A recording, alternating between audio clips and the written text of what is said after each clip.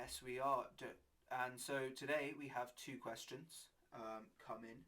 And so Dylan hasn't seen his questions yet. I never do. You can get your questions into TheStudentInboxQueries@gmail.com. That is TheStudentInboxQueries@gmail.com. It's a non-judgmental, anonymous space, so we won't know, well, I won't know who the questions are sent from, and no one really cares about what the actual question is. We don't judge you for it. So feel free to send them in, and thank you to whoever sent them in this evening. So yeah, shoot them away.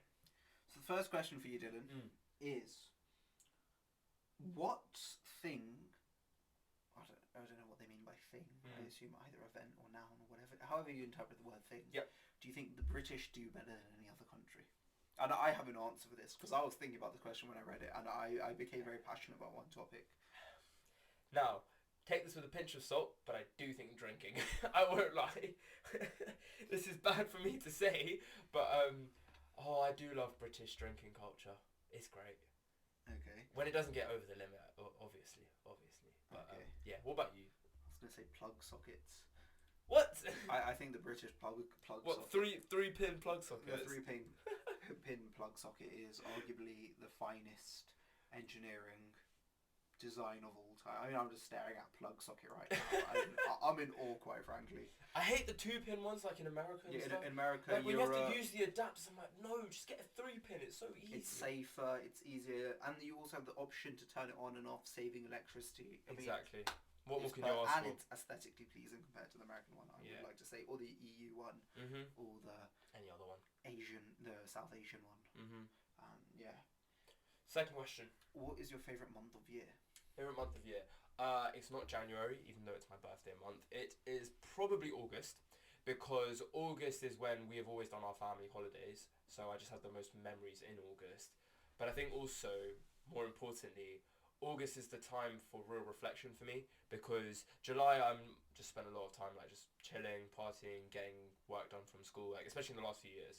But August is just the time where you don't really have any commitments to anything, you're getting ready for school towards the end, but it's a month where nothing really happens, major events happen for me, and therefore it's just a time for myself, and yeah, it's my favourite month. What about you? I would say probably July, traditionally, with school ending in July. And then I love the weeks at the end of a term that build up to the leaving of school. I mean, they're always just fun. The teachers are just happy that they're about to take a 1.5 month, 2 month break, and everyone's just happy. And I'd say the vibes are incredible. July or December, so on the complete polar opposite side of things. But I think the build up to Christmas is always, especially in the UK, I just love. I feel all the Christmas songs coming out, all the Christmas movies as well. Christmas movies, Christmas My mum's songs. already started watching the Christmas movies. I'm like, oh Lord. But I feel as if the build up to Christmas is far better than Christmas Day itself. But I would say the build up to Christmas. But also the build up to New Year's. The build up to New Year's as well. It's that whole week, Christmas and New Year's is just fun. Yeah.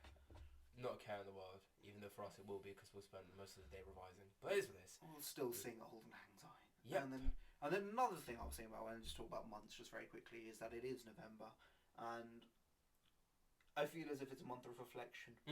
Whilst we talked about November, but there are also two very big things, and I'm sure there are others all around the world about November. I mean, there's 3 now I can think of.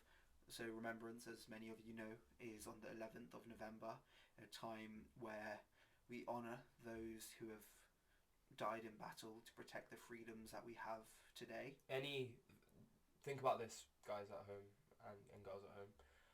The fact that we are able to have a podcast where we can talk openly about mental health and talk openly about any conversation. A lot of you will disagree with what we say on the podcast with regards to the topics like cancel culture, topics about the best way to achieve success, the military, social representation, all of those things. You might disagree with us, but the fact that we can have the freedom to talk about it is because of the people that laid their lives down.